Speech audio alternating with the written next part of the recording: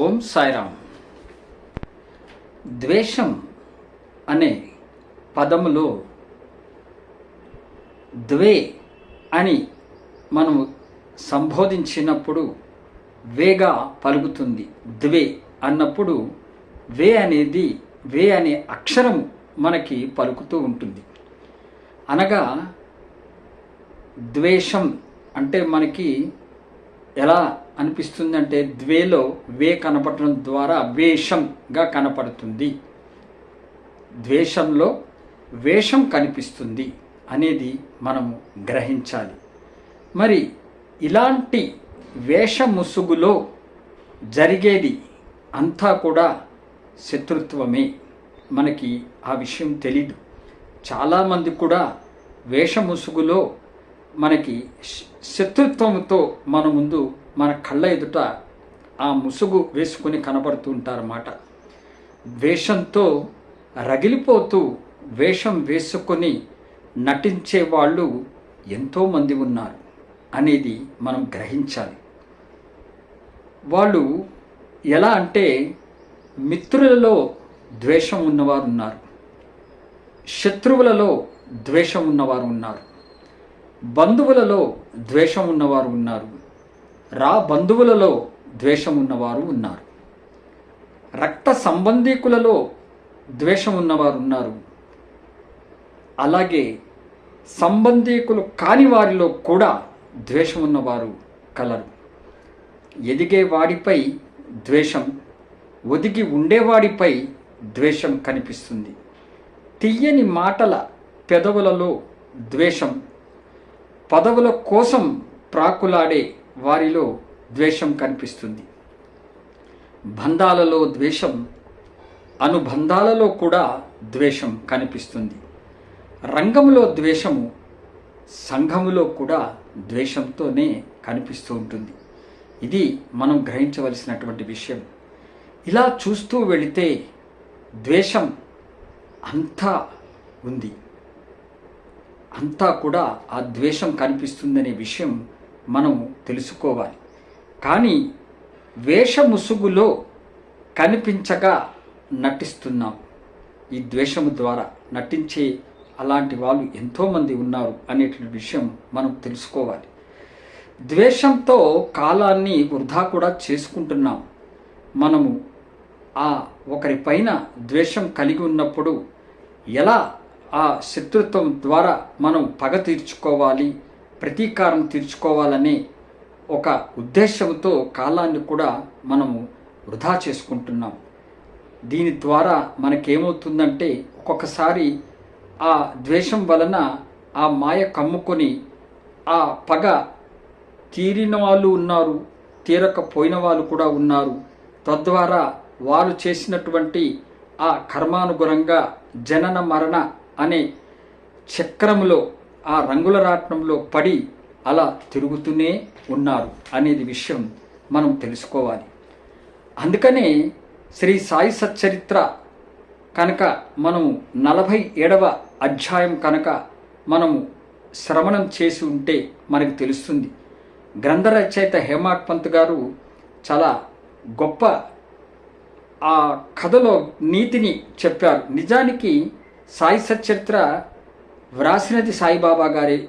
అది సాక్షాత్తు పరమాత్మ సాయి రాయించారు గ్రంథ రచయిత చేత. వారే వ్రాసినది ఆ గ్రంథం.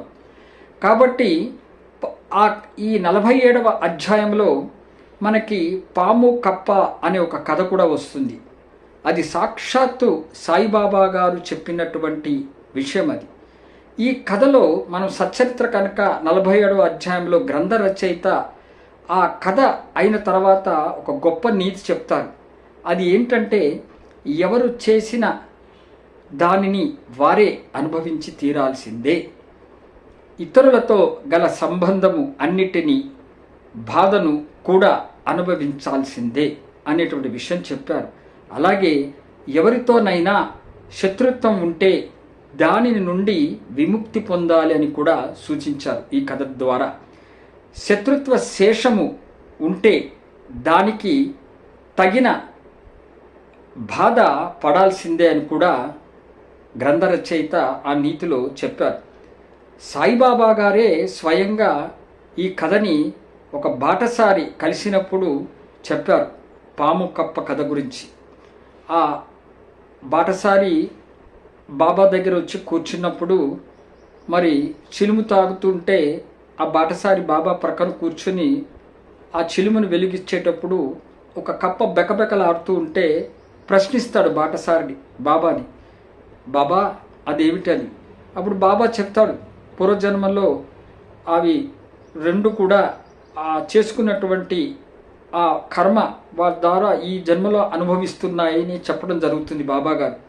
బాటసారి వెళ్ళి చూసి బాబాకి చెప్తాడు, బాబా మరో కొన్ని నిమిషాల్లో ఒక పెద్ద పాము కప్పని పట్టుకుని ఉంది, నోట్లో ఉంది కప్ప, అది కొన్ని నిమిషాల్లో అది చనిపోతుంది అంటే, బాబా అలా ఏం జరగదు, నేను దాని బాబుని నేను ఉన్నాను కదా అని బాబా గారు చెప్పడం జరుగుతుంది అక్కడ.